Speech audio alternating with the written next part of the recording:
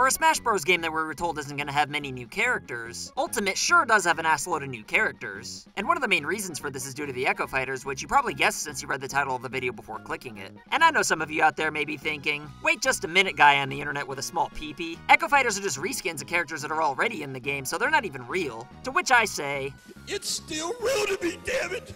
Look, I know Echo Fighters may not have as much meat on the bone, but it opens up a lot of potential for a higher quantity of characters, which pleases more fans without sacrificing even an ass hair quality. And besides, it's not like they weren't already doing it in Smash 4. They're just calling it something different now. And seeing as how you'll never be able to please everybody with a game like Smash Bros, Echo Fighters are just an easy way to get a little bit closer to perfection. However, despite already having so many Echo Fighters as it is, there's still 8 obvious contenders that Nintendo should consider, seeing as how it only takes about 15 minutes to put them into the game. Which 8 characters am I talking about? Well, tuck your dads into bed, pay your egg bills, press the subscribe button if you haven't already, and allow me, the Ayatollah of, stuff, Cameron, to tell you 8 obvious Echo Fighters that should be in Smash Bros. Ultimate.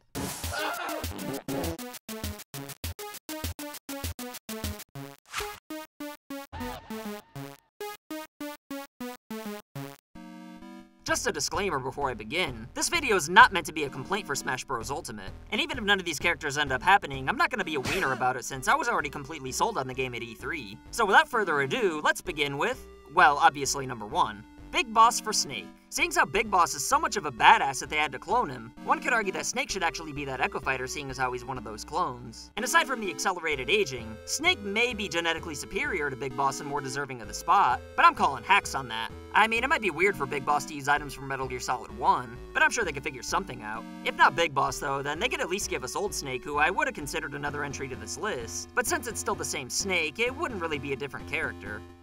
Number 2. Shadow the Hedgehog for Sonic. Third-party gaming heroes being in Smash Bros is great and all, but I think it'd really be going the extra mile to get some third-party villains into the series. Since I doubt that'll happen though, I'll just hold out for the anti-hero Shadow, who I know was only kind of a villain for part of one game, but it's still a step in the right direction. And seeing as how Shadow's identical to Sonic in every way other than his sweet-ass rollerblading moves, there's no good reason why he couldn't echo Sonic. In fact, adding Shadow seems so obvious to me that I'm gonna move on since there's a good chance he ends up in the final game and that this video will be dated to anybody watching it in the future. So let's continue on with another character who will probably end up in the game.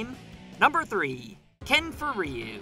Cause he's already pretty much Ryu's Echo Fighter anyway. I know Street Fighter fans are gonna take a dump on me in the comments for saying that, and I know there is a difference between the two gameplay-wise, but for Smash Bros, they could just leave Ken's physics untouched. I mean, most people don't know there's a difference anyway, and the people who are put off by it could just play Street Fighter, so it's a win-win for everybody.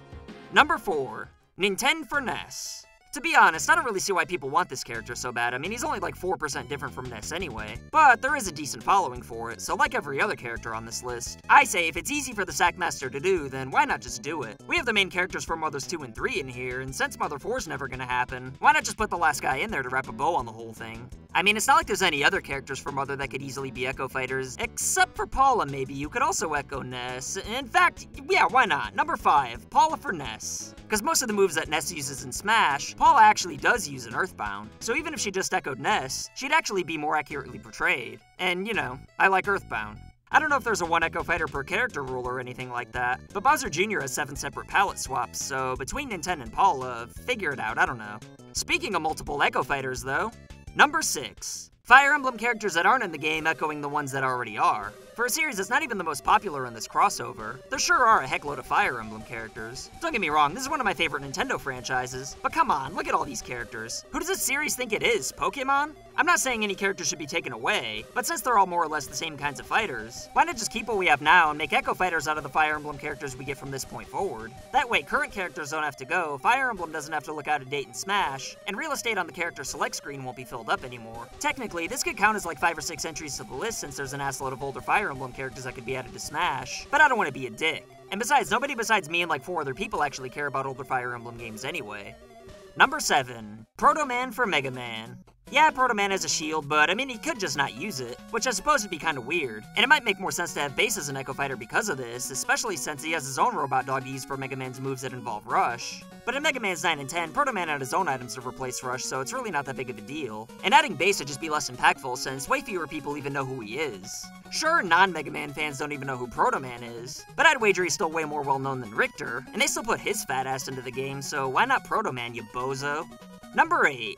Miss Pac-Man for Bayonetta or Pac-Man. Cause why should Miss Pac-Man stay at home all day while Pac-Man's out there having all the fun? Just to watch those bastard children? My neighbor Terry'd be happy to babysit them, so I don't see any reason why Miss Pac-Man can't join the fight. And seeing as how Pac-Man never put a ring on it, despite the fact that Miss Pac-Man washes the shit stains out of his tidy whities on a weekly basis, and that she'd literally use the exact same moves, there's no good reason why the Sackman can't just have one of his goons take like 5 minutes out of their day to doll Pac-Man's character model up and call it an Echo Fighter. What Echo Fighters do you want to see in the game, though? Are you watching this video in the future and are disappointed that some of these characters were already revealed? Or was I dead-ass wrong about everything? Let me know what you think in the comments below, and as always, I'll pin whatever I find most entertaining. Don't forget to like and share this video to help this channel grow. Press the subscribe button if you're badass enough. And thanks to every one of our sexy patrons who you'll see on the screen in 3 seconds. My name's Cameron, and I'll see you next time. So I want to say thank you to your loyalty, thank you for your support.